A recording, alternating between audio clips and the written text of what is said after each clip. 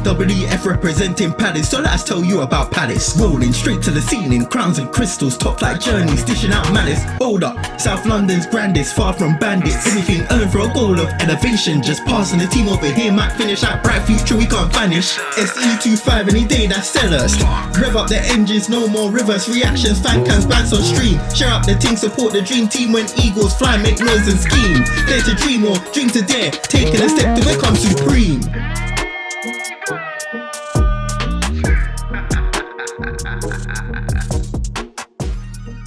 Big up everyone, hope you're doing well and welcome back to another Transfer Weekly, and this is episode 2. Yep, I am not JC. I want to say massive congratulations to both JC and Ree for their little baby bundle of joy.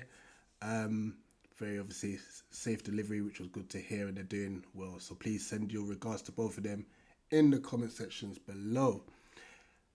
This episode is basically focusing on players that we personally think would benefit Crystal Palace. Now, obviously, we are now in the Europa League as well, so our squad will definitely need to be strengthened. But who can we realistically get, as well as who we're actually linked with? So yeah, as per usual, at the end of this, please put in the comment section players that you think we should go for, players who you think will benefit us, as we're definitely going to need to strengthen our squad. Let's get into it. Hello everyone, hope you're enjoying Transfer Weekly. I've got Kyle Walker-Peters. So he's not long turned 28, he turned 28 last month. He's English and has been capped by England in 2022, I believe. He is a right wing back predominantly, but he can also play left wing back. Now the contract situation is probably the most interesting part of it, because he will be available on a free transfer at the end of the season, because that is when his contract runs out at the end of this month. So therefore, technically he's on a free, although that would mean he would command a higher wage and sign an on fee and things like that. So that kind of balances it out a little bit. The probability of getting him, I think, assuming these things with the Europa League get smoothed over, I think we're definitely going to need more depth at the wing back positions, because at the moment, right wing back, the only depth we've got is Klein and Kaporha, and at left wing back, all we've got at the moment, now Chilwell's departed, is Klein, and obviously that's not even his favourite position. So we certainly need someone, certainly on that left, but obviously if we can get someone that can cover both, that's absolutely brilliant. And with that in mind, would he come to another Premier League club to sit on the bench? I'd argue that he wouldn't necessarily sit on the bench that much. Assuming, again, that we are in the Europa League, we'll need a lot more depth. Players will be rotating. We saw the benefits of having more depth and competition for Ty on that left-hand side. And if we've got someone who can play on that left-hand side, it's going to push him more. And because we will be playing Sunday, Thursday, Sunday again, etc. There's going to be times where we're going to need to rotate players out, and if we're, maybe putting players in who aren't up to that level, we're gonna suffer. In terms of where it's been reported, it hasn't been concretely reported yet. I mean, he's not out in our contract until the 30th, so maybe that's when we'll see some more going on. But there were a couple of articles in April that suggested that we were one of several clubs that would be interested in him, and in the past we have also been linked with him, so there is maybe a little bit of history there between the two parties involved. Positives and negatives. To me, I'm going to start with the negatives. I think the only negatives would he come to us, because I think he's good enough to be a starter for a mid-table Premier League club, and I think, I don't know, that's my only worry, is would he actually come? So in a way, him being too good is kind of a negative. Positives, he's very good on the ball, he's quick. I'm not too worried about him needing to recover to come back into position. I guess the only thing you could argue is maybe what we would gain in attack with Kyle Walker-Peters, we would lose with in defence with Tyron Mitchell not playing. That could be an argument there, and obviously if Munoz is bombing down up and down, maybe that could make our wings maybe a little bit more vulnerable, but I think Mitchell pushed up a lot higher as the season went on, and obviously we got better as the season went on. So there's neither here nor there. Most importantly, Carl Walker-Peters can beat a man, and why that's important is because it stretches the opposition's defence a lot more. It makes their block a lot easier to get around. If you have a player who can beat them, even the fear of that player being able to beat someone really, it makes them think more, and maybe gravitates them more to Carl Walker Peters. And how would they benefit Palace? Like I said, it's for depth, but I do think he would get a decent amount of game time. And it's that left wing back, right wing back, and like I said, got someone who can cover both sides. We need cover for both sides, so that would be absolutely brilliant. Anyways, I hope you enjoy the rest of Tactical. Hope you enjoy the rest of Transfer Weekly, and big up yourselves and big up Rich. See you later. Thanks, Rich. Good morning, good afternoon, and good evening to you all, wherever you are, whenever you are. This week on Transfer Weekly, I'm talking about Maxime Esteve, a French centre-back who at 23 years of age joined Burnley on a permanent deal off the back of a loan deal at the start of the 2024-25 season at around about 12 million euros. That was through a buy clause in his loan contract from Montpellier. He's risen up through the Montpellier ranks from the under-19s into Montpellier B, into the actual main squad, and then joined Burnley on a loan on the 23-24 season. Since joining Burnley in this season just gone, in which Burnley have just been promoted via second place, so via the automatic promotion places, Esteve played 48 games, 2 of which were in the FA Cup, but all 46 remaining games were in the Championship season. So he has played pretty much all season long, accumulating around about 4,100 minutes in total. 4,057 of those minutes recorded were in the EFL Championship. So this is a player who can run a whole season, of which with Palace goes a long, long way. So he's been linked with us via L'Equipe over in France, who usually will handle report on a lot of French players moving in and around Europe and the larger world. His contract expires with Burnley in June 30th, 2029. So he signed a very, very long-term deal with the club and has obviously helped them get promoted. We have maybe some competition in getting to sign him, because it has been reported very, very recently at time of recording this, which is Saturday, Everton and Bayern Munich are reportedly interested in signing Esteve as well. Bayern Munich would probably be the heavyweight in that, not only with it being Vincent Kompany who manages Bayern Munich currently, but also it's Bayern Munich, one of the best teams in Europe and in the world. Would he fit in to the Palace system? I believe so. Esteve, I think, would provide us with strength and commanding in an aerial battles as well. He stands around about 6'4", so that is a very, very commanding presence when dealing with aerial balls, when dealing with charging attackers as well. So he has the strength to stop players, maybe act as a stopper, and also maybe act as a wide centre-back role. So in case Palace do end up losing Mark Gahey, Esteve could very much be a good replacement.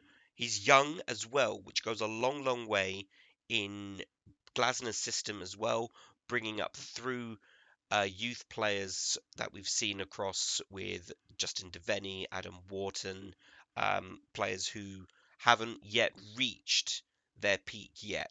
So maybe with Palace in red and blue, he could reach that peak. Whether or not they would benefit us is the question.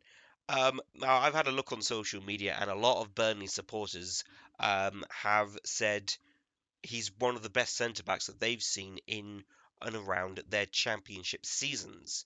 Whether or not he could do it in the Premier League is another question. The Premier League is a whole different beast. We've seen this golfing class for season upon season now, and it just keeps getting wider. Whether or not Esteve has the correct mindset, the correct head on him to excel in the Premier League remains to be seen.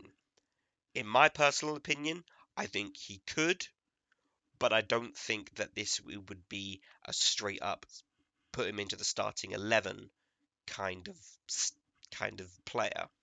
Um, the negatives I have to report on. There's not many. There isn't many that I've had a look at. His heat map would tend to indicate that he stays back a lot. He's only scored just the one goal in his time at Burnley. He's not a very, very high goal scorer. Of course, he's a centre back, but whether or not that could aerials, we do tend to use our set pieces a lot, but at the same time defending them on the positive side. It's another player, much like Chris Richards, who has a very commanding presence when dealing with aerial challenges. Um, he's a French international as well, so he's represented France across three different levels at the under 20s, the under 21s, and the under 23s, respectively, making in total 10 appearances on the international stage, so yet to really break into the French squad. Left footed as well, which is a rarity, so that goes a very, very long way in certainly helping his chances with passing. Um, yeah, there's pretty much not a lot to report on in case from his championship season. As I said, 46 appearances, one goal, no assists, only 3 yellow cards and no red cards as well in the FA Cup as well. Only just 2 appearances and no appearances in this past season's League Cup. But that's all from me on Esteve. Hopefully you've enjoyed Transfer Weekly and continue to do so. Otherwise than that, back to you, Rich. Usman Diomande is a 21-year-old Ivory Coast international who plays as a centre-back for Sporting Lisbon. A right-footed centre-back who could play both sides of central defence. And considering he's signed for Sporting Lisbon in January 2023, he's already won 2 Portuguese league titles, 1 Portuguese Cup, and the African Nations Cup as well. He has the ability to play out from the back and drive the team forward, allowing the team to play out of trouble and turn defence to attack quickly. His main strengths are his physicality, his vision and his speed, but he has also notable short passing, dribbling, positioning, anticipation and tackling attributes too. Now his contract ends June 30th, 2027, so he's got 2 years left of his contract, but Mike McGrath from The Telegraph is reporting that we're interested in the centre-back for around £45 million. But there's also huge competition for other clubs, including Liverpool and Manchester United. In the season just gone, he played 31 games, scoring 2 goals and getting 1 assist in the Premier League. One of his goals coming from a corner, and that's something that we've definitely improved on under Oliver Glasner. Now, the big question is obviously going to be whether he's going to be a marked replacement or if we're looking to sign him as squad depth, considering that Mark is obviously going into the last year of his contract. But let's look at some of his strengths. Physical dominance is definitely one of them. His size and strength make him a powerful and dominant defender, particularly with his 1v1 duels. He's very good, especially when players are running at him. He's able to jockey and obviously time his tackling to perfection. His vision and his speed. Now he possesses good vision and speed, and this allows him to anticipate plays and make timely interceptions. Also, recovery runs is definitely something that is a huge benefit, and we see that as it stands with Maxence Lacroix. Now, regarding his ball control and his passing, he's definitely comfortable on the ball, but one thing that's definitely surprised me as a centre-back he's actually quite decent in trying to find a killer pass. Now, there are two examples I've got here. In this first image, you can see there's an obviously option in the middle of the park, but what he does, he plays a pass through using the outside of his foot, and it gets the attacker through in between the lines, through on goal. The second one definitely really impresses me because, as you can see from this first image, there's an obvious pass to the right hand side to the winger, allowing the winger to be able to isolate the fullback 1v1. But what he does is he takes his time and he waits for that defender to really press towards that winger who's obviously anticipating that pass, and he threads the ball in between the fullback and the centre back, once again getting the winger to be able to go and run in behind that back line and through on goal. And lastly, obviously, his aggression and his marking. He's an aggressive tackler, very strong at marking. But that aggressive tackling also could work as a weakness of his, as sometimes he could be a little bit too eager.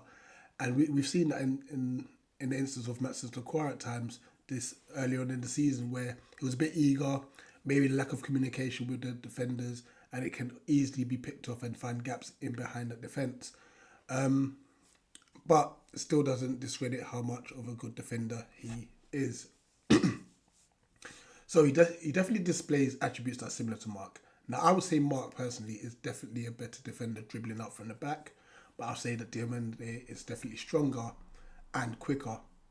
Now, having centre backs like this is definitely going to make us a stronger unit, and it's clear that Glasner clearly prefers strong defensive-minded players and strong defenders who are also very comfortable on the ball.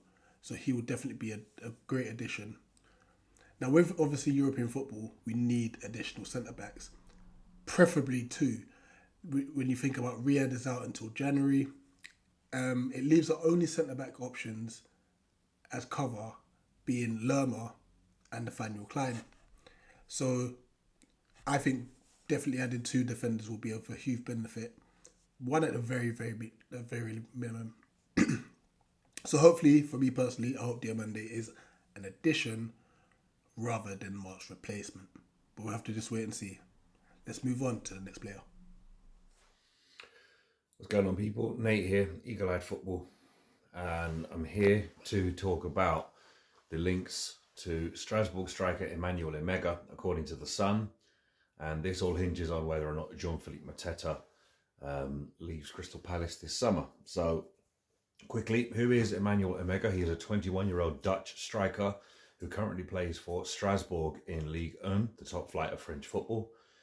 He got 14 goals and 3 assists last season. He's right-footed. He's 6'5", so he pretty much fits the same kind of profile as Mateta. And if rumours are to be believed, transfer market has his value at about 25 million euros, which works out to give or take 21 million pounds, I believe.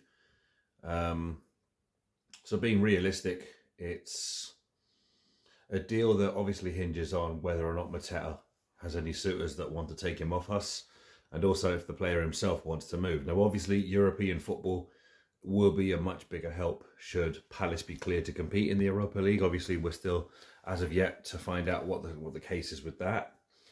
But for me personally, I haven't watched enough of Emega to really say that he is or isn't a good option. But if the club have him on their radar, although you can never really trust the Sun with anything they publish, there may be a grain of truth to it. I mean, look, I'll freely admit I don't watch French football, so I'm not going to stand here and waffle and pretend that I've watched him for countless amounts of hours. That just isn't me. But obviously he fits the model that the club is trying to bring in, where up and coming young talent are brought in and given the chance to flourish. We've seen that with Eze, with Elise, with Romain Esse. So if the club believe that he's the one for the job, then hopefully they go full steam ahead. So I think I'll leave it there because I don't want to ramble for the sake of rambling. That's kind of not really going to do any favours. So let me know what you think about this one. Do you think it's going to happen? Do you think it might not? Let us know in the comments. Thanks for watching, and see you in the next one. Eagles. Thanks for watching, guys, and I really appreciate you. Obviously, like I said earlier on, please put in the comment section any players that you think will benefit us or any players that you think we should cover or even go for. We'll look into it. We'll do those for our transfer weeklies. Don't forget to like, comment and subscribe if you haven't done so already. And as always, guys, up the Palace.